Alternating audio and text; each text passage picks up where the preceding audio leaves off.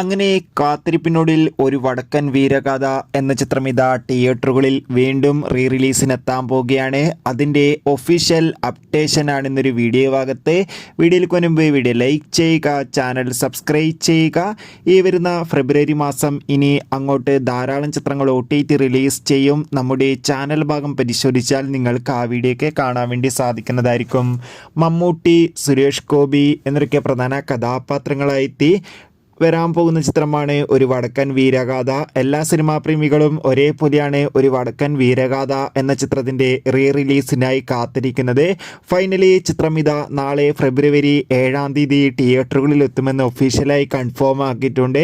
എന്തായാലും കാത്തിരിക്കാം നമുക്ക്. ഒരു വടക്കൻ വീരഗാഥ എന്ന ചിത്രത്തിൻ്റെ റിലീസിനായി എത്ര പേരാണ് ചിത്രത്തിൻ്റെ റിലീസിന് വേണ്ടി കാത്തിരിക്കുന്ന കമൻറ്റ് ചെയ്യുക. കൂടുതൽ സിനിമാ വാർത്തകൾ നിങ്ങൾക്ക് പെട്ടെന്ന് ലഭിക്കാൻ നമ്മുടെ ചാനൽ ഇപ്പോൾ തന്നെ സബ്സ്ക്രൈബ് ചെയ്യുക.